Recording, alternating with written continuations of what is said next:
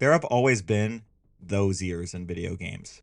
Years where, almost out of nowhere, banger after banger just seems to drop all at once. In fact, last year went particularly hard in a way that kinda snuck up on people. After a rough start to the 2020s, suddenly the floodgates were opened and gamers were treated to hits like The Legend of Zelda, Tears of the Kingdom, Final Fantasy XVI, Street Fighter VI, Baldur's Gate 3, and my personal favorite for 2023, Alan Wake 2. But even with such a stacked lineup, when we look back, there are certain years that make 2023 look tame by comparison. 12-month periods where it felt like entire console generations were defined before we could even process what was happening. Take 1998 for example. Metal Gear Solid, StarCraft, The Ocarina of Time, Resident Evil 2, Half-Life, the American release of Pokemon Red and Blue versions, Tekken 3, and even cult classics like Star Siege Tribes, Thief, The Dark Project, and Grim Fandango. Don't pet the cat that way. In the span of just 12 months, it felt like 3D gaming had finally fully realized all of the potential promised by earlier games like Super Mario 64 and Bubsy 3D. And then there was what was arguably the biggest year in all of gaming, the absolute juggernaut that was 2004. Halo 2, Half-Life 2, San Andreas, Counter-Strike Source, World of Warcraft, Ninja Gaiden, Escape from Butcher Bay, Burnout 3, and even Katamari Damacy. And the list just goes on and on. Seriously, odds are that I left out several of your favorites, and for that I'm truly sorry, but feel free to name drop your favorites in the comments below. But for today's video, we have to go back in time 17 years. And while we do so, I'm going to offer up this moment of silence for us all just to ponder our own mortality for just a few seconds. You good? Everything is going to be just fine. Until it's not. But for today's video, we are talking about 2007. Again, we have another particularly stacked year for gaming. BioShock, Mass Effect, Call of Duty 4 Modern Warfare, Portal, the first Assassin's Creed, God of War 2, Halo 3, Team Fortress 2, Burning Crusade, Super Mario Galaxy, and even Rock Band. Again, we have one of those years where this entire video could just be dedicated to combing through the lineup in order to appreciate just how good we had it back then. But whenever I've looked back to this particular time period, for some reason, while I could get lost in the glory that was the Orange Box or the American release of Persona 3, or I could gab on and on about underappreciated titles like Rogue Galaxy, Tulip, or the superb Hotel Dusk Room 215, for some reason, when I look back to this particular time period, the first game that always comes to my mind is a relatively obscure title. And of course, I'm talking about 2007's The Darkness. Looking back, 2K Games really fucked this one up, and in a lot of ways this title faced an uphill battle from the very start. Developed by Swedish outfit Starbreeze and released in 2007, the group of Swedes was approached by publisher Majesco back in 2005. Majesco being a mid-tier publisher best known for shilling out licensed trash, really leaning into the whole Cooking Mama franchise once that series popped off on the DS, and every once in a blue moon publishing a few gems that would go on to become cult classics like Psychonauts, Advent Rising, and that really good remake of A Boy and His Blob. Back in 2005, Majesco was doing the Majesco thing, snatching up all the licenses that it could secure, and eventually they found themselves acquiring the rights to the Darkness comic book series from publisher Top Cow Productions, which is an imprint of Image Comics. And for the uninitiated, The Darkness was a comic book series whose original run ran from 1996 to 2001. There were 2 more volumes of the comic running between 2002 and 2005, and then 2007 to 2013 respectively, but I'm kind of getting ahead of myself with all that. The series was created by veteran artists Mark Silvestri, David Wohl, and written by Garth Ennis, who is probably best known for penning both the Preacher series as well as The Boys. So what, they're all starving, but one of them's got a fucking cell phone? And The Darkness follows an orphan turned hitman for the mob named Jackie Estacado, just as he awakens to a generational curse that haunts his bloodline on his 21st birthday. Jackie is the latest in his lineage to become a vessel for the titular Darkness, an ancient evil cosmic entity that is basically just chaos incarnate. And the series follows Jackie as he comes to terms with this entity living inside of his body as it grants him supernatural powers, all while he navigates mob feuds and politics. But more importantly, Jackie also finds himself at the center of a millennia-old conflict between the forces of good and evil. And if you haven't heard about the comic series before now, that's really not too surprising. It has its fans to be sure. I mean, a series doesn't get 3 volumes out of nowhere, but this series has always been a cult classic. And at least the early era of this series is definitely a product of its time.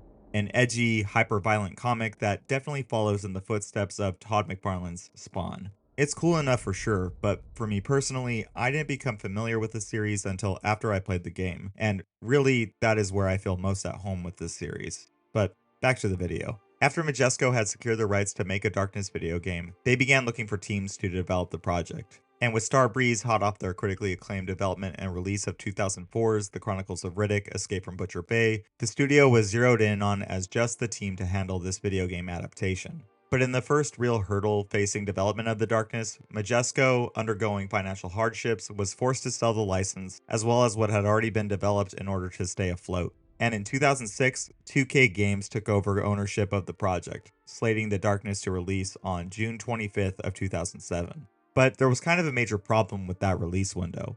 When it came to the summer of 2007, 2K already had a tentpole shooter release planned, and that of course belonged to the massive release of BioShock.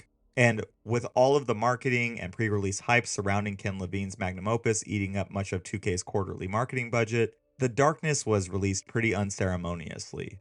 Like seriously, back in 2007 when this game came out, I was fully immersed in all things video games. I was listening to a shit ton of 1UP podcasts, reading EGM, and I was even doing my best to shill out pre-orders and Game Informer subscriptions for my corporate overlords while I was working at GameStop. And I was a teenager at this time, so don't judge me too harshly. Don't call anybody. 4210. And that was the buy two. But really the way that I first became aware of this title was while I was just stalking new releases, and this one just happened to show up. But somehow, even though I had no idea what I was looking at, something about the cover art captured my attention. So I ended up picking up a copy. And it quickly became one of my favorite games for that entire year, even beating out the behemoth of BioShock, which was released a little over a month later. So with all that said, what is The Darkness? True to its comic roots, Starbreeze's interpretation of The Darkness also follows Jackie Estacado as its main character. And truer still, Jackie is a hitman for the Franchetti crime family after being adopted by his uncle Paulie. And just like in the comics, the game opens up on Jackie's 21st birthday. In fact, we are greeted with this message before the game fires up proper. I remember the night of my 21st birthday. That was the first time I died. And continuing the trend, Jackie also inherits the power of the Darkness on this very same birthday. And here in the game, just like in the comics, the Darkness offers up special demon powers to help Jackie lay waste to any mooks that get in his way. But outside of the basic setup and some notable characters from the comic series showing up, this game is kind of doing its own thing with the property. Where the comic series was over the top and graphic, this game is decidedly much more grounded in reality, demonic entity and superpowers notwithstanding. And instead, we are introduced to a far more down-to-earth and understated version of Jackie Estacado. Where the character in the comics is a playboy and a bit of a scoundrel, Jackie here is far more nuanced. But more on that in a second. The game cold opens on a particularly interesting scene. Jackie finds himself wrestling back to consciousness after being knocked out during an off-screen altercation. Come on, what's the matter, you pussy? Huh? Get one little baby dad from a nightclub bouncer? You gonna sleep on me over here? Hey, I already told you, he don't look so good. And when he comes to, he's in the back seat of a convertible being driven by fellow enforcers Mikey and Nino, a couple of wise guys that basically give us the setup. The three were sent to collect money for their boss Paulie, but things went south and now they are returning home with their tails between their legs, but are in the middle of deciding to make one final stop to whack the foreman of a local construction site for Paulie, hoping with that they will be able to avoid punishment for screwing up on the previous job. But no matter how hard they were trying to make things better, things become even more fucked up for the trio once cops on Paulie's payroll start pursuing them, all while letting the bullets fly. Hey, these are already Strokes boys!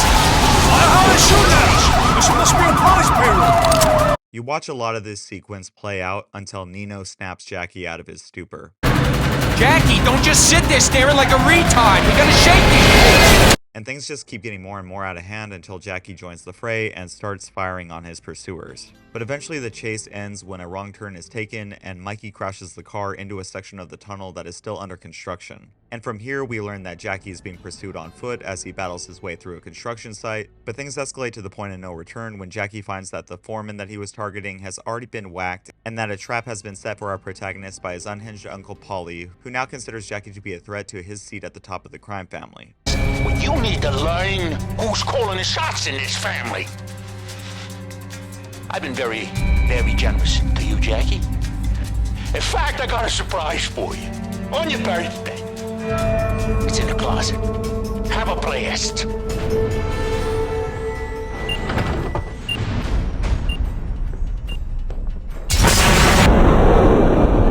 The explosion knocks Jackie into a nearby cemetery, and it is here where the darkness first rears his head.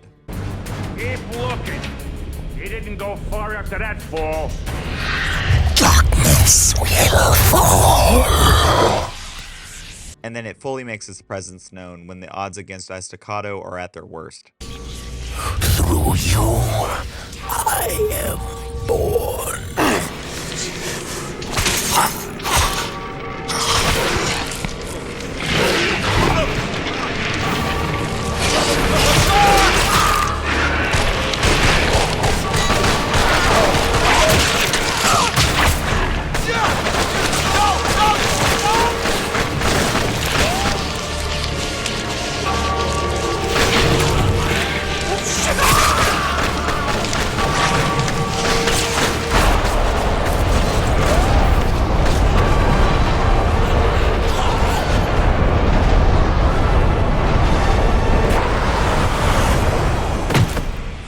You are nothing but my puppet.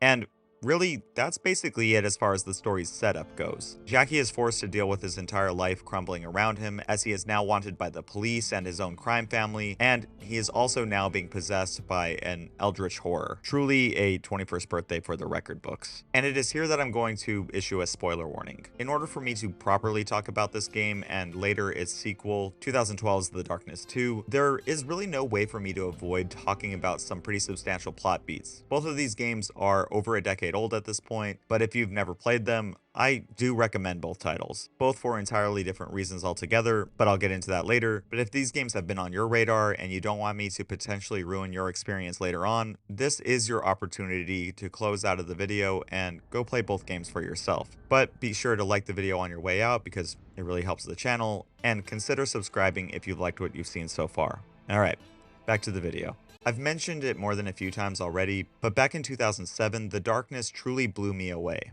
I had never played anything like it, so this video is definitely being written by someone who is already a fan of both of these games. But I will say this, I was just entering adulthood when this game first came out, and now here I am well into my 30s playing both of these titles. And so while these games definitely have a special place in my heart, both of these titles have definitely aged a little, and my perspective has absolutely changed since 2007. I mean, it's supposed to, right? But back in 2007, if I were to explain to you why The Darkness was the best game of that year and one of my personal favorite games of all time, I would have talked your ear off about a few key components about this title. And those would have been this game's story, the performances found here, the overall sense of immersion, and just how the presentation and world design are so top-notch, and then how the truly novel darkness mechanics really give this game its own identity. So with all that said, how does The Darkness hold up after all this time? Let's start with the story. The quick and dirty beats of the plot are as follows. After being introduced to Jackie, the darkness, and the looming threat of our Uncle Paulie, Jackie finds himself desperate for people to turn to. And at the center of everything is Jackie's girlfriend, Jenny Romano. I should probably take a moment to explain that this game, penned by veteran writer from the Darkness comic book series Paul Jenkins and Starbreeze writer Mikhail Saket, is an origin story for this particular interpretation of the Darkness. And while plot elements from the comic are present, this game is kind of doing its own thing a lot of the time, remixing all sorts of the particulars found in the comics to tell its own original story. And it is decidedly more grounded than the bombastic plot found in the source material. Here, the threat towards Jackie is always rooted in the real world, namely the mob and the cops, evil men with guns, instead of focusing on cosmic entities with the power of light and what have you. And to add to that grounding, this game is placed in a section of New York City back in the 90s. And a dead giveaway to this game taking place in that time period is Jackie always being contacted throughout this game through the use of his pager, and then being forced to call people back through the use of subway payphones. Looking for a place to lay low after the events of the intro of this game, and not trying to miss out on his boyfriend duties, Jackie gets a message from Jenny in the middle of all this mess and is told to meet up with his girlfriend in her new apartment in Chinatown. You make your way through subways and alleys on your way to Jenny's house, taking note of street signs in order to navigate this small slice of the metropolis. And it's done in a very organic way, because this game does not feature objective markers or anything layered over the HUD, but more on that later. And as you get close to where you're going, you eventually hear Jenny calling out to Jackie from the third story of her new apartment building. Jackie! Hello, up here. Hey, you found me. Come on upstairs, it's apartment 11. And after making your way up, the following scene is an expertly designed one. Here we get a glimpse into the couple's relationship. They come from nothing and are crawling their way upwards. Jenny gifts Jackie a cake for his 21st birthday, and the two decide to share a quiet moment together. And during this exchange, it is also made apparent that Jenny, she has no real idea what Jackie does for his Uncle Paulie. What are you talking about? What exactly do you do for your Uncle Paulie anyway?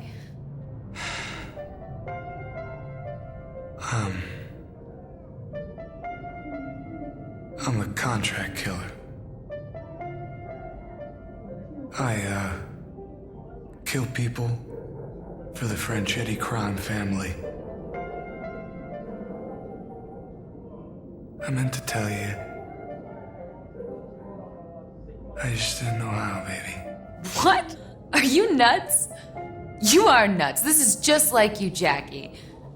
There's something else wrong and you're hiding it with some kind of weird-ass story you just made up. Hey, come on. It's your birthday and I've got a new apartment. Let's take one day off from fucked up. And while the two settle in, sharing a seat on the couch while watching the public domain version of To Kill a Mockingbird together, it does feel like this is the one bit of normalcy in Jackie's life. And the player is given the opportunity to hang out there as long as they'd like. Seriously, you can watch the movie in its entirety if that's the kind of thing you're into. Jenny is presented as the girl next door type. She has a pet name for Jackie, she is excited about her new place, and she seems to truly care for our main character. Even if he is a creep who kisses her with his eyes wide open. Like, what the fuck? But with mobsters out to get him and the darkness beginning to manifest itself, this quiet moment can't last forever.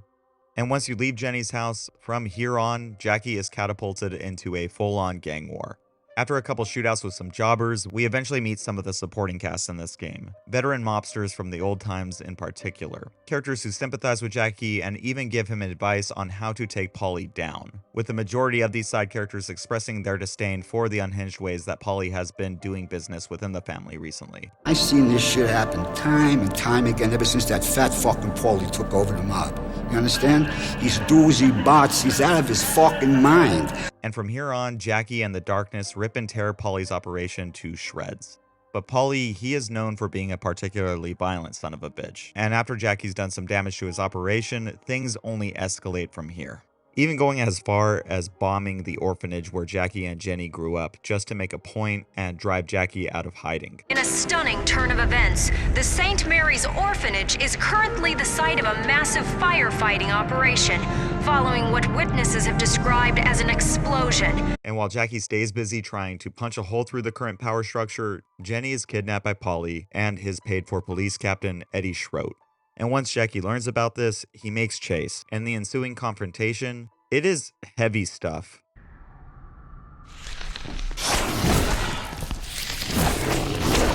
That's you, my puppet. Now watch this.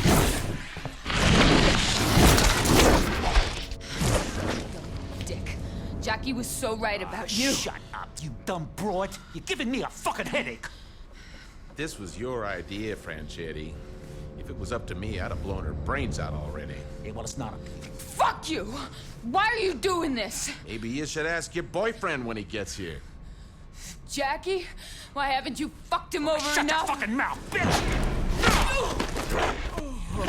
These still watch. Okay.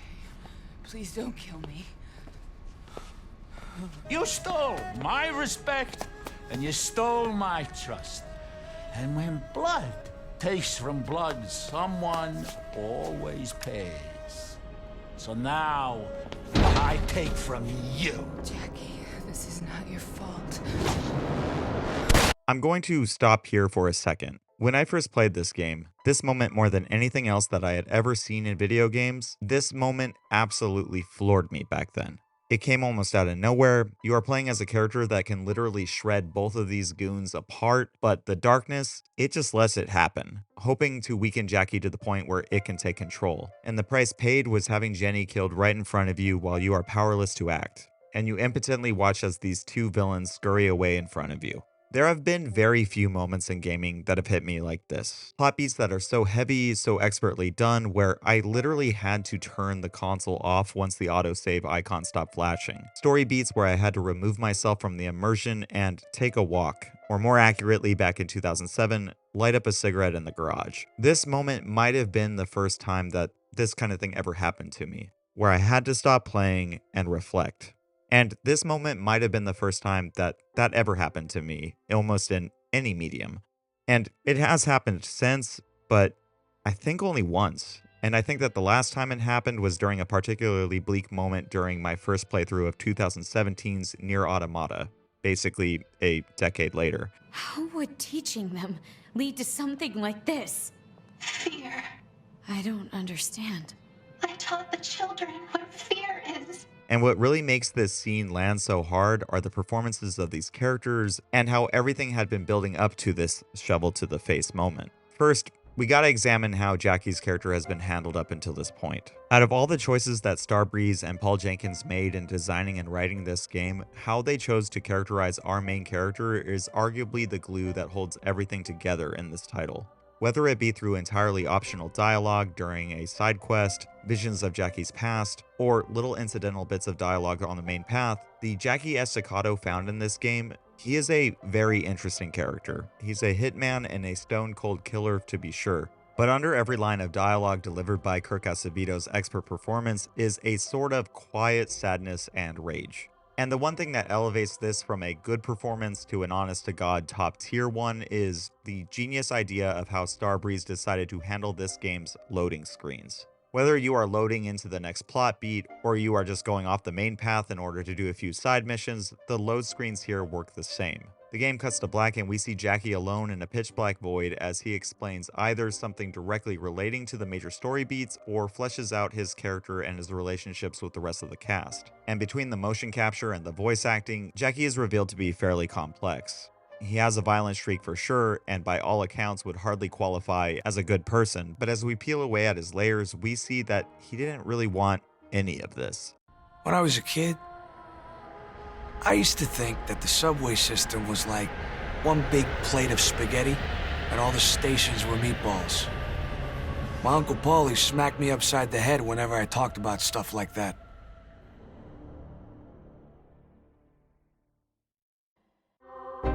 Chinatown. You're not here anymore. I'm trying to remember you, but all I get is this stupid shit. Like your wallpaper, smell in your hallway. Even my mind is fighting me. Jackie has been repeatedly pulled into the darkest parts of this world against his will, but at his core, he is a vulnerable, goofy, and overall loyal kid who really never had a chance. And between his love for Jenny and the more sympathetic aspects of his character, he ends up coming across as an underdog, and more importantly, a relatable anti-hero with a heart of gold. Thanks, son. I never would say this to no one, but you got a good heart. But we cannot discuss Jackie without talking about the darkness. And if Jackie and his relationship to Jenny are the beating heart of this experience, the darkness is always slithering around the corner to rip it right out of his chest. Cold, calculating, and alien, the darkness is a horrifying character. And just about every time his voice cuts through the soundscape, it is usually met with a moment of dread. That girl was weak. And again, we cannot really talk about this character without looking into Mike Patton's stellar performance. Probably best known as the frontman for bands like Faith No More and Mr. Bungle, this vocalist utterly destroys his role. Yes! Take the siphon! Give me its power! Everything coming out of his mouth is gross, chilling, and menacing. And it elevates every scene where Mike is involved. And as a quick side note, if you've never listened to Mr. Bungle's 1999 album called California while driving down a highway at night, then you have never lived, my friend. Check it out.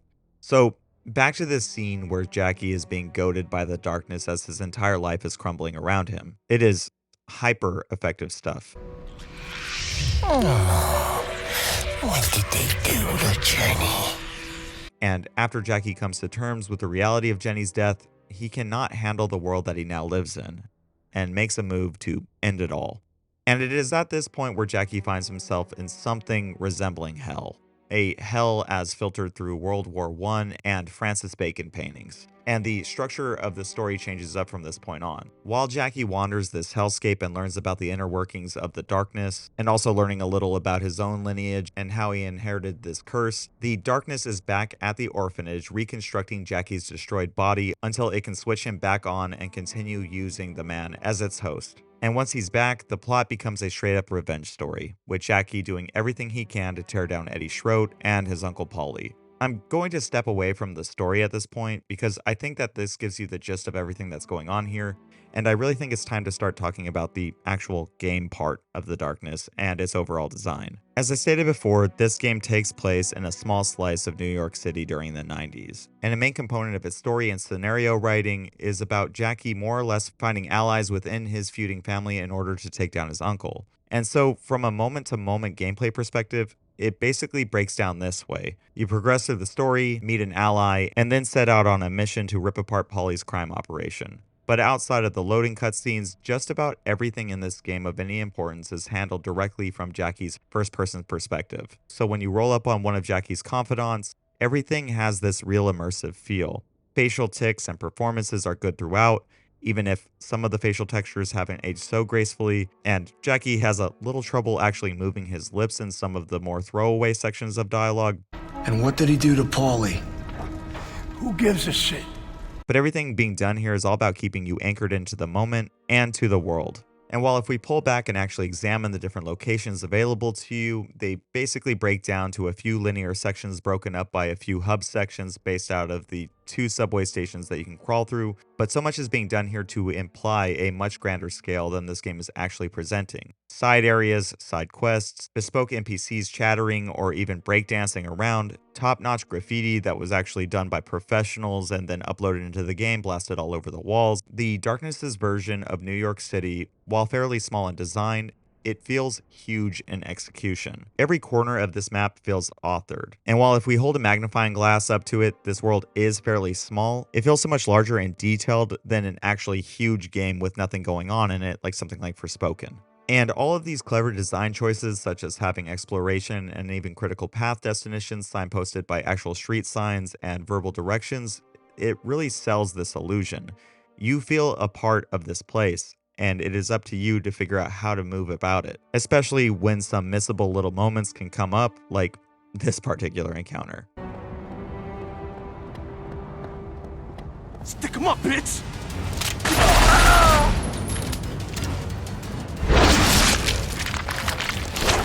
And then there are the side quests that get you intimately familiar with every little corner of this environment, and yeah, implied big with tons of stunning set dressing. And by the time you are barreling towards the end of this experience, you feel like you have a good understanding of both this small section of New York and its residents. But if I'm being honest, parts of this illusion, they're actually just bolstered by Jackie's terrible walk speed. I mean, seriously, in effect, we are looking at an area probably about the size of Kamurocho in the Yakuza series, maybe even a little bit smaller. Jackie just kind of putts around without any real sense of urgency, and there is nothing at your disposal to really help with this. However, as cool and detailed as this little world is, this is a first-person shooter. So when you get to where you're going, you kill people, and you do it spectacularly.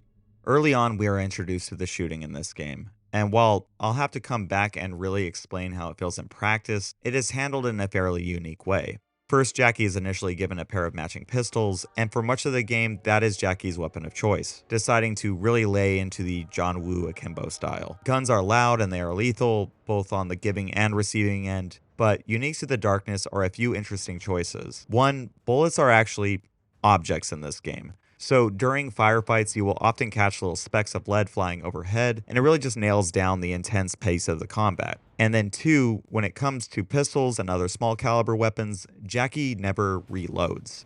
Instead, downing enemies just produces a new weapon for Jackie to stack into his arsenal. And firing off your collected weapons just burns through them until Jackie just tosses the empty weapons onto the floor. So in firefights, you will find yourself constantly switching between 9mm, revolvers, and even Desert Eagles for just barely long enough to actually get acquainted with them. And the pair of custom Colt Mark IVs Jackie was given as a gift always signify that you are on your last clip. It is a little weird in practice, and we do have to imagine that Jackie is just swimming in pistols inside of his classic black trench coat, but it is a cool little detail all the same. Jackie does eventually get access to shotguns and rifles, but those are a bit more conventional in their implementation. And then there is a proximity system that allows for Jackie to utilize execution attacks at point blank range, but even back in 2007, the gunplay here always felt a bit loose.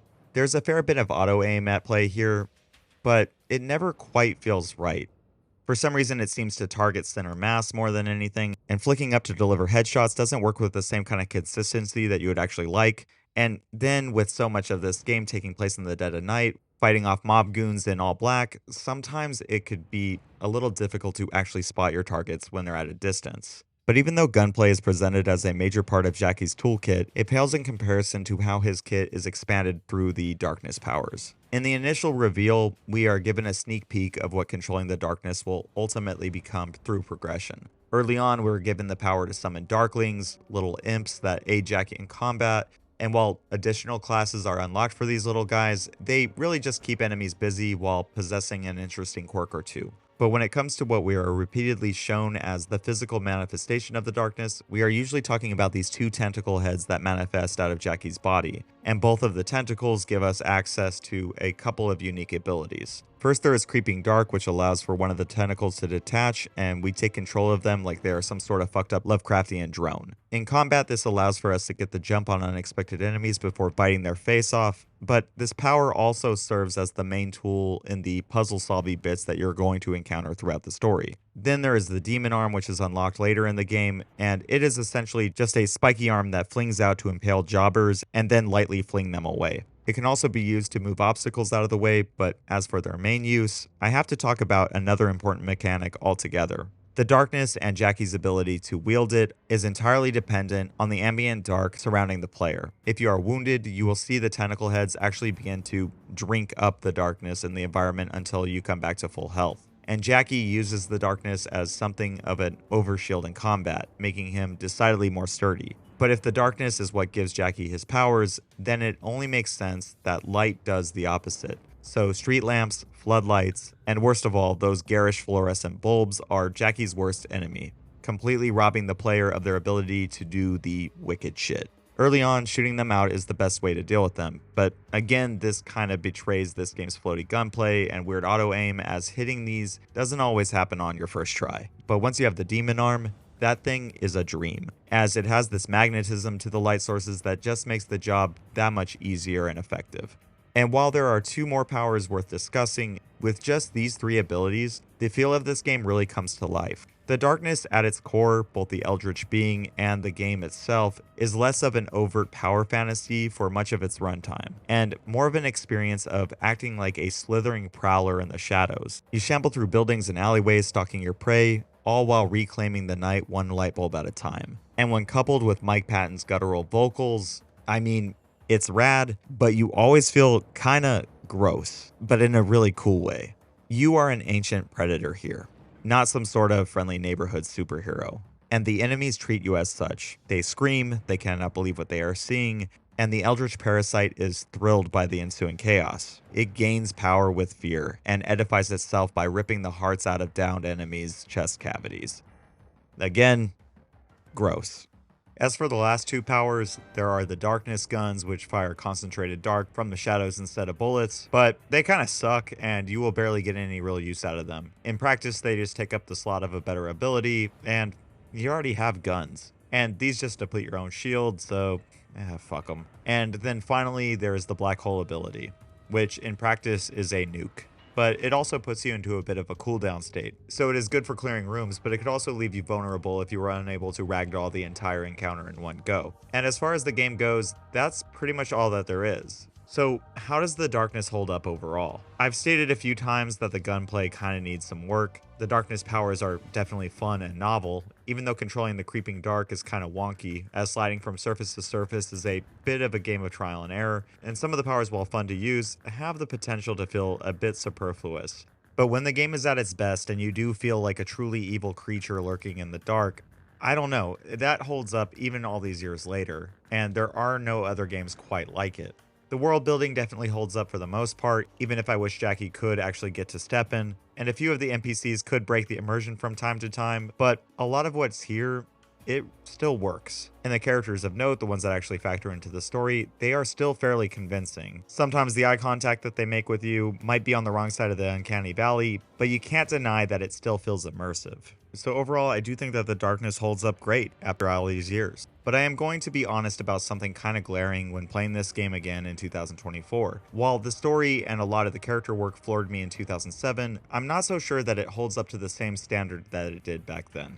The Jenny sequence, it is probably the most important moment in this game. And when you know that it is coming, you kind of look at the way that this game is leading up to it from a different perspective. Outside of one incredibly well done moment, the rest of the characterization for Jenny is ultimately done through Jackie's monologue, with her character model only factoring into what had to have been less than 5 minutes of actual screen time. And I don't know, playing it again now, Jenny feels less like a character and more like a plot device. And if you're somebody who watches my videos, this is not the first time that I've complained about this kind of thing on this channel, as I felt that Alice Wake's presence in her first game was pretty much utilized in the exact same way here. Jenny's death is a motivational tool more than anything. And when we factor in the idea that Jackie kind of more or less got her involved in his mess from the beginning, even though obviously it's not entirely his fault, it did really make me investigate how Jackie was handling his own guilt in the situation. And he does, to be fair. In fact, there are some really good sequences that spell that out for us.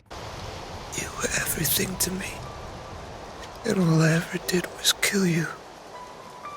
But I couldn't shake the feeling that Jenny's death was really just used as a shorthand to establish what kind of world this is and to pile on the stakes. I'm not going to go on a full-on tirade about this, but I think that this scene works more on initial shock value than anything. And once we are seeing it repeated, it just kind of feels gross and sad. And it feels like they probably should have given us a little bit more time with this character to really earn the weight that this scene is really trying to convey. And the same can actually be said about your Uncle Paulie too. Again, the vast majority of Jackie's hatred for this character is presented through his monologues.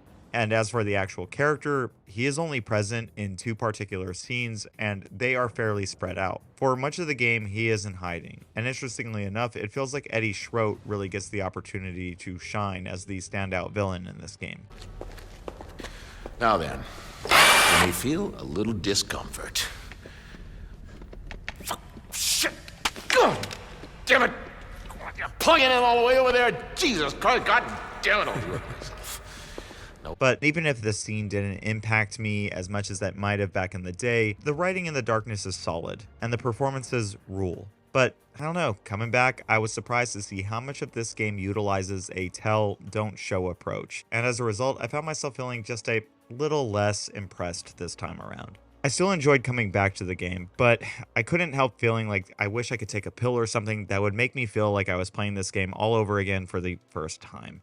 And certain sections of the game, like the entirety of the hell sequences, I found them unsettling and weird years ago, but playing through those sections now, I think that the majority of the time spent in them is just kind of shitty. But again, this is a game from 2007, and I think that there are so many moments where this game still holds up, and in a lot of ways, I truly do believe this game was before its time. Wrapping things up for the first game after the Jenny sequence, Jackie rips through Eddie Schroet, goes back to hell in spectacular fashion, gets the gang together with some really cool characters like Jackie's Aunt Sarah and standout Jimmy the Grape, and then eventually learns where his uncle is hiding. There's also this weird bit of storytelling where an eclipse is happening as you storm your uncle's hideout, which just kind of turns Jackie into a demigod, but you eventually get your revenge, and as you do, the darkness pretty much claims Jackie as his own, and the game fades to black for one last moment with Jenny. And it's a touching moment for sure. And then the game ends on a fairly interpretive note as everything just melts away. And for years, that's how Jackie Estaccado's story was left, an uncertain ending to a gritty and harrowing game. And I'll be honest, I think that I liked it that way. It was so somber, it wrapped up the experience so well, and even years later, I still look back on the game fondly. A weird little experiment that came out of nowhere, did its damn thing, and then disappeared back into the figurative darkness. It sold pretty well, not nearly as much as 2K would have liked, but it definitely moved enough numbers to become the cult classic that it is. It received decent enough reviews, but it was here and then it was gone. However, mega publishers like 2K are not ones to let sleeping dogs lie. And with Starbreeze busy with 2009's The Chronicles of Riddick, Dark Athena, and in pre-production for 2012's Syndicate, 2K did not have the option to bring the team back into the fold to work on a sequel to The Darkness. So they shopped around for developers before landing on Digital Extremes, best known for 2013's Warframe, which is still going on strong to this day. And while they were working on early versions of their magnum opus and fresh off the development of 2008's Dark Sector, Digital Extremes began development on 2012's The Darkness 2. Right away, if you know anything about this studio, you know that meant one thing. The Darkness 2 was going to be different. Where Starbreeze's games up until Syndicate had tended to have action-heavy elements, they were a team that typically focused on storytelling and world building above all else. Digital Extremes, they made big dick action games, and that was exactly what they planned to make with The Darkness 2. The case of both The Darkness and its sequel is a very interesting one. 5 years had passed since the first game had come out to a warm but slightly underwhelming reception, and with two teams working on two distinctly different games, both of these titles effectively operate as two sides of the same coin. 2012's title is a direct sequel to Starbreeze's release. Both games operate in the same universe. Paul Jenkins was back on board to write the story. Mike Patton reprised his role as the Darkness, which is great that he did because I don't know who else would be able to fill those shoes. And both games share Jackie Estacado as their protagonist. But outside of this setup, these two games couldn't be more different. First, let's point out the obvious. If you take one look at The Darkness 2 in action, gone is the realistic lighting and grounded setting of the original game, as this sequel rocks an exaggerated graphic noir art style that feels right at home in the comics that birthed this series. And again, having played both of these games at launch, I have to say that while it definitely felt like a departure at the time, I've always dug the way that this game looks. And especially now, over a decade later, I feel like this game's art style has aged far more gracefully than the first one. As technology advances, it is always the games that try to chase realism that get hit the hardest by the uncanny valley. But a super stylized look like this, The Darkness 2 will probably still look fresh in yet another decade. Characters pop against colorful environments, and while the geometry and textures are certainly simplified, everything here is designed with playability and readability in mind first. As I said with The Darkness 1, there were more than a few moments where I couldn't quite spot an enemy off in the distance as they blended into the largely black and gray backdrops. But here, headshot. In fact, I think that the only time that this game has the opportunity to show its age is when the game tries to emulate the first title. For example, those dope loading screens from the first game, they're here too, but with the weird shaders against an already stylized look, sometimes our boy Jackie just looks a little weird. And to be fair, he is a little weird, because in almost all conceivable ways, this Jackie Estacado is hardly the same dude that we played as in the first game. Every second of every day for the last 2 fucking years, I kept myself in check. Gritted my teeth and kept it buried. Oh, now it's back. And I can feel what it's doing to me. 2 years have passed since the events of the first game. And in that time, Jackie has more or less been able to suppress the darkness. He is the head of the Franchetti crime family now, and as such he has kind of fallen more in line with his crass and playboy persona from the comic books. He is angrier here, decidedly more bloodthirsty when the game really gets going, and on a few choice occasions, he shows off enough to make Shadow the Hedgehog blush.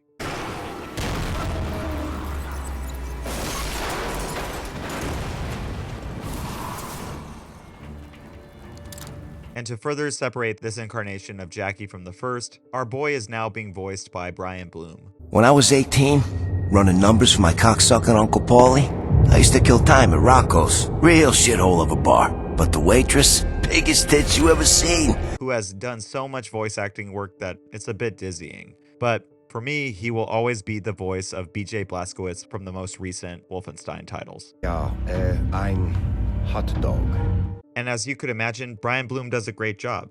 He always does. But he brings an intensity to this character that was simply not in the first game. And while there is nothing wrong with this version of the character, I always kind of had a bit of a soft spot for the kind of goofy Jackie from the first game. I'm jumping around a bit here. The Darkness 2 starts with Jackie going to a high-end Italian restaurant, as you're wont to do when you're in the mob. He sits down with two women he's been set up with for the night, and then eventually everything goes to hell, and Jackie is seriously injured. Jackie is immediately tempted by the darkness for the first time since successfully subduing it, and eventually, when too much is on the line, he gives in and lets the monster come out and play. Embrace the darkness, Jackie. I'm free!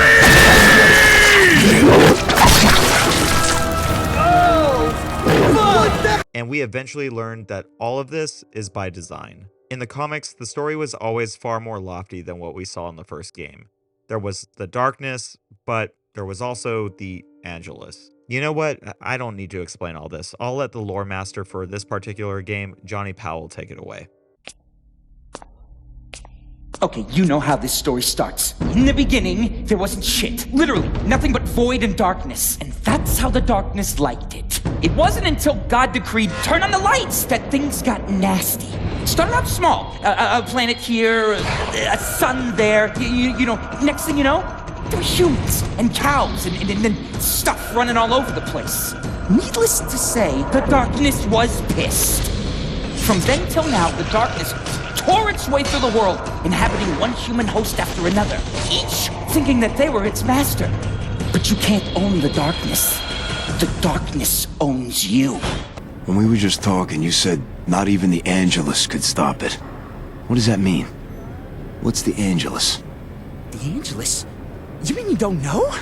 Jackie, the Angelus is the complete and total opposite of the darkness. It's a creature of pure light. The Angelus and the darkness have been fighting since, well, I don't know, but a real long time, man. Nobody's seen it for a while, and you, of all people, should thank your lucky stars for that. Tell me more about this Angelus thing. You mean besides the fact that it wants to kill you? A little more than that would be helpful. All right, here goes. Everything the darkness is, the Angelus isn't. The darkness is, well, dark. The Angelus is light. Darkness wants chaos. Angelus wants order. Darkness needs a male host. Angelus needs a female. Guess that kind of explains why they've been fighting for, well, forever, I guess. And yeah, if I'm not the only one getting Brad Pitt from 12 Monkeys vibes from this guy, let me know. Teeny tiny invisible. What do you call them? Germs? Huh? What? There are 12 monkeys over here. There's 12 monkeys over there. It was embarrassing. But yeah, that is the conflict that we are in for in The Darkness 2. These bad guys known as the Brotherhood, they seek to remove the darkness from Jackie at all costs in order to control it with aspirations of world domination. And the darkness, it definitely does not want that. And in order to control Jackie, the darkness often taunts our main character by claiming to be in possession of Jenny's soul. And in order to have a chance of saving her, Jackie must do its bidding and take these Brotherhood guys down. Protect the darkness. Never! I'm done with you. Do not let them take me. Fuck you. I'm done, puppet. You will do my bidding. Give me one good reason.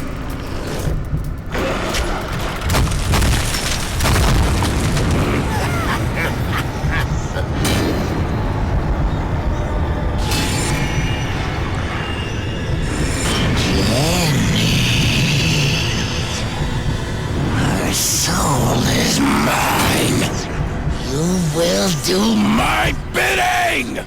It's a fairly simple setup as far as video games go. The bad guys are introduced within the opening moments, and the stakes just continue to rise as the game progresses. And the tone of this game is full-on power and revenge fantasy. The Brotherhood is full of lunatics that will kill anyone and everyone to get what they want. and this new aggro version of Estacado, he's thinking the same thing. And that brings me to the combat in this game. Where The Darkness 1 was kind of a slower paced action game where you strategically stalked your prey, The Darkness 2 feels more like a prototype for Doom 2016. Because in this game, you literally rip and tear. Early marketing for this game threw around the term quad wielding to describe this game's combat. And given the buzz around dual wielding back in Halo 2, it only makes sense that they pushed this buzzword through to sell games. And true to the marketing, between Jackie and his Darkness tentacles, you really do quad wield. Left and right triggers for left and right guns, and left and right bumpers for your tentacles. Initially, this doesn't feel so different from the first game, as the bumpers were how you fired off your powers and made the Darkness materialize, but here they are both refined and lethal to a degree where it totally justifies the buzzword.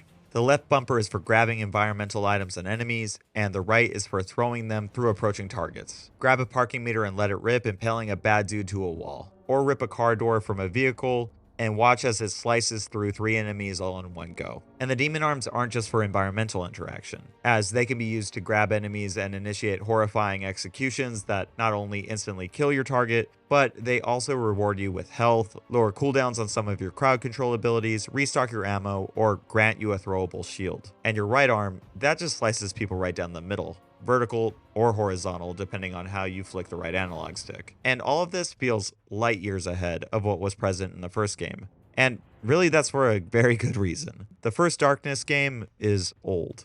Like, really old. Like 2007 old, but more specifically pre-Call of Duty 4 Modern Warfare old, with Modern Warfare coming out in November of the same year. And while Infinity Ward's classic wasn't the single game pushing the genre forward at this point, it was something of a critical moment for the standardization in first-person shooters. Like GoldenEye or Halo and Halo 2 before COD 4, these games completely changed control schemes and overall expectations from the genre. COD 4, when it implemented iron sights, hit markers, experience tracking, and sprinting all in the same package, it forever changed the landscape of the genre. Again, COD 4 didn't invent all of these things, but this was the moment where everything changed. Kind of similar to how the hack and slash adventure genre can be viewed with its pre and post Dark Souls era. And by 2012, all these features were ubiquitous. So yeah, The Darkness 2 is a snappy tap the left trigger to lock onto the target, sprint to your objective marker, and watch experience points pop off for every little thing that you do affair.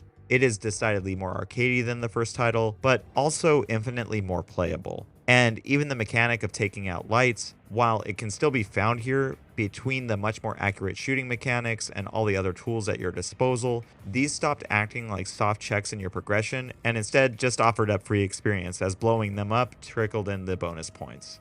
And in a post-Bioshock world, The Darkness 2 rewards you for every action that you take, whether it be performing particularly gory kills, finding collectibles in the environment which tie into lore from the comics, or just chomping down on the hearts of your enemies. All of these actions feed into an upgrade system that allows for you to prioritize how you are going to go about the ripping and tearing. Getting overwhelmed by the enemy count? Put some points into the swarm ability for lockdown. You want some burst DPS damage? Start channeling the darkness through your guns. Wish you were just a bit spongier? Get that darkness armor. It looks sick. It's a cool system, and every upgrade feels consequential. And even though this game predates it by over a decade, it really was in 2023's RoboCop Rogue City where I felt that the character customization in a shooter was this rewarding with every little upgrade. But similar to Teon's best game to date, this upgrade structure does kind of betray the fact that both of these titles are designed more with New Game Plus playthroughs in mind than wanting the player to unlock everything in one go. While The Darkness 1 doled out powers in line with story progression, how Jackie fits your playstyle this time around is almost entirely up to the player. And I have to say that from a playability standpoint, that everything here just feels so much better than the first title.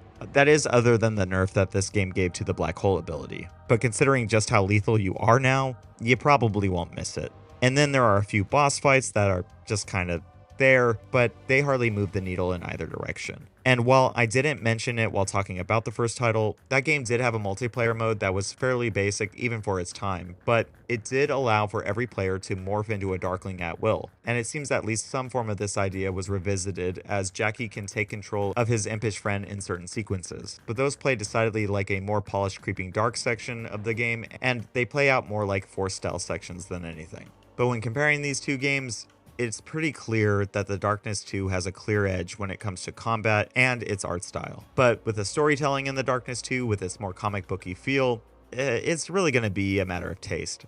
I personally enjoyed the more introspective style of the first game, and in some ways it feels like Digital Extremes did too. Because whenever they are looking to elevate the storytelling in The Darkness 2 and get the players invested, they dip pretty heavily into Starbreeze's bag. Jenny's death in the first game is still the main thing moving Jackie forward in The Darkness 2, so much so that he randomly has visions in which he encounters her in the world, even though these are clearly projections from previous dates that the couple had gone on when she was still alive. And while these are nice bits of character building, they are marred by weird licensed music choices, and also by the fact that they kind of just recreate moments from the previous game. Slow dancing with Jenny is this game's version of hanging out on the couch. You're so sweet, Jackie.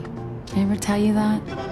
You act all tough, but deep down, you're all heart, you know? And when the stakes rise here, The Darkness 2 leans back into the first game's lane and uses the death of another female character to justify Jackie's continued rampage. But I will talk about that in more detail in just a bit. But if there is a storytelling choice that completely obliterates what was done in the first game, it is how The Darkness 2 handles the situations in which Jackie is killed this time around. Just like in the first game, there are plot beats where Estacado is killed. But instead of being forced back into the plotting, depressing, and utterly ugly World War I hellscape, this time around, Jackie wakes up and finds himself in a psychiatric hospital. And what's more, all of the characters found in the main game are either patients or staff here. And the game really does a great job of selling this illusion to Jackie.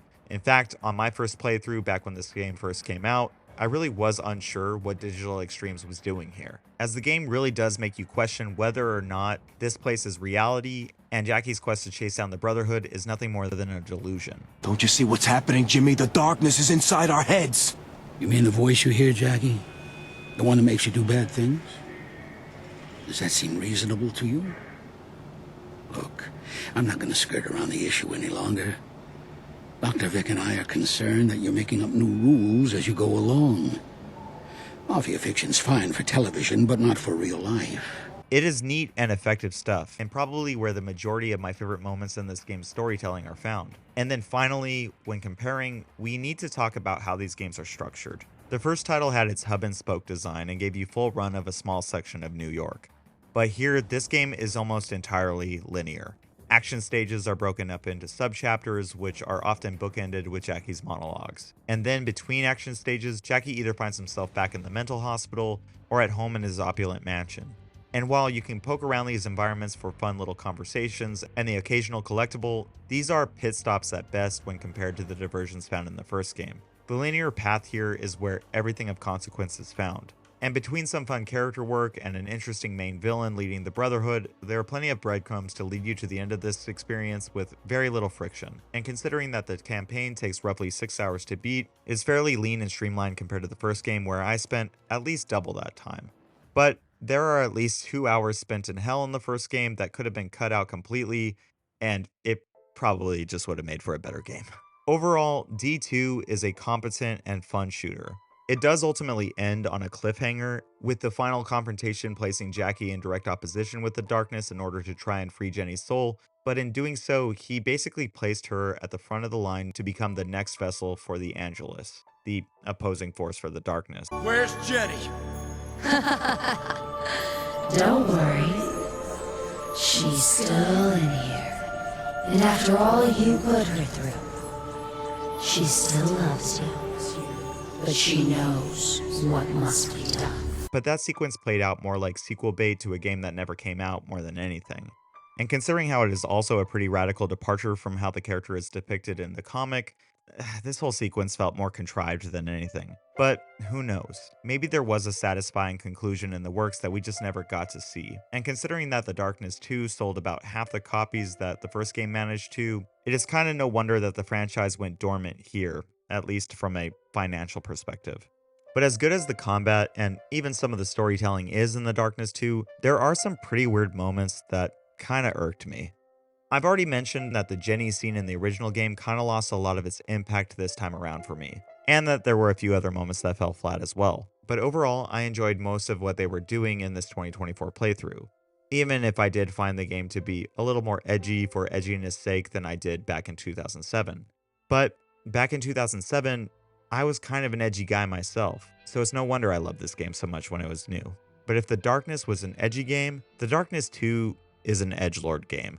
Obviously, the over-the-top violence and both middle fingers up at the same time attitude play into this. But everything in this story is like that. And by the time the credits rolled this time, I kind of found myself questioning how I hadn't noticed certain things, or at least how they hadn't quite registered back when I first played this game.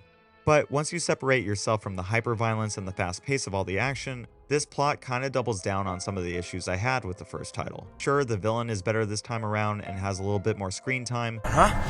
Don't talk and don't think. Just listen. You've been keeping something that was once lost. Something that doesn't belong to you. Now you have to choose to give it back. But Jesus Christ, if I thought that treating Jenny like a plot device was kind of distasteful in the first game, being a woman in The Darkness 2 is a fucking death sentence. And if they aren't having their heads blown off right in front of you, then they are being treated as nothing more than eye candy in a way that feels particularly juvenile. Just within the opening sequence alone, the camera movement tutorial is checking out a hostess' titties. Hey, Jackie, check out the rack on the brunette to your right. No, your other right. That's his left, dipshit. And then there is a scene where both of your dates end up murked right in front of you. Hiya, Jackie. Remember us from the Candy Club? Well, do you? Sure he does. Trust me, ladies. I wish I did. And this attitude keeps up throughout the game. A particular chapter has Jackie infiltrate a brothel while looking for Victor Valente, the leader of the Brotherhood, and after meeting a contact that works on the inside, Jackie follows her through halls in which softcore sex acts are pantomimed like a bad hot coffee mod, all while certain sex workers are being threatened with violence. What? You didn't mean that kind of hit? Sorry. You look plenty awake now, don't you? Get back to work. And I'm not against sex in video games, but this felt more exploitative and designed to titillate this game's supposed edgelord demographic than anything. So much so that it felt like it was on the wrong side of Duke Nukem Forever's intro scene. Oh, yeah. That was fun. Was it good for you, baby? What about the game, Duke? Was it any good? Yeah, but after 12 fucking years, it should be. Just dumb macho bullshit so the bros could say, hell yeah. And after this sequence in the brothel goes south, blink and you'll miss it, but eagle-eyed players might catch a familiar sex worker in a green dress hanging dead in the background. And it is done with little to no fanfare or even acknowledgement from Jackie. And then in a final bit of violence against women, this game really tries to build up Jackie's relationship with Aunt Sarah. She checks in with you at the beginning of the game and is something of a matriarch for the Franchetti crime family. But after Jackie is captured and then subjected to this really arbitrary choose one of your goons to live or die sequence, after it has been revealed that the Brotherhood is already in Jackie's mansion, and then that beat sets up an assault on your own home as you try to drive the attackers out. But do you want to take a guess which character ends up dead in that sequence? I mean, go on, guess. Jackie! Jackie, no!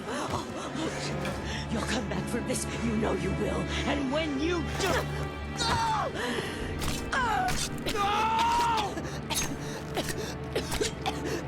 And then there is this sequence at her funeral, which just takes it to another level. And then there's this whole Jenny in bondage thing at the end of this game before she is robbed of all of her remaining agency. But by that point, I was like, yeah, that makes sense. Like I said, it's an edgelord game. So, this was your girlfriend, huh, Jackie boy? I guess whores with lip rings give good head. What's the matter?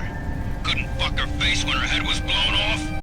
And really, I can't blame this title too much. I've noticed it for years, but whenever a fictional world is trying to go for an all bets are off kind of vibe, especially in dark fantasy and post-apocalyptic settings, violence against women, or just as common, pets for some reason, is often used as a shorthand to let the audience know that this world is fucked. And it basically gives the consumer the opportunity to forgive whatever awful shit your protagonist is about to do. And in a world where your hero is repeatedly ripping people apart and eating their entrails, I mean, Fair enough. But despite some of this rubbing me the wrong way, I recognize both Darkness titles for what they are.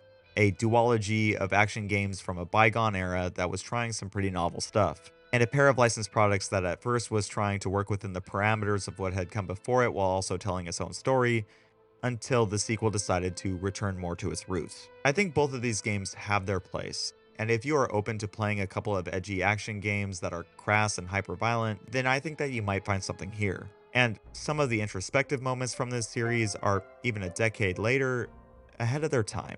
I still have a place in my heart for this series, and that part of me would love to see another team get a crack at finishing this proposed trilogy. Hell, after playing RoboCop Rogue City and seeing how much DNA is shared between that title and these two games, I'd be down to see Teon make a run for it. And there have been the recent rumors of Night Dive Studios expressing interest in remastering both of these titles, but while I did fully enjoy both of these games at the time that they came out, it was still nice to revisit the hits from yesteryear. There was that kind of secondhand embarrassment that I felt when I realized how impactful these titles were to me back in the day. Kind of like seeing a picture of a younger version of yourself while you were going through a phase. Or like seeing certain movies from the 90s and 2000s and realizing how cringy they were all along. But fuck it, man. These games did push the medium forward back when they were new. And I still love them. Long live the darkness. We will see if we ever get another one. If you made it to the end of this video, thank you for watching. It is always greatly appreciated.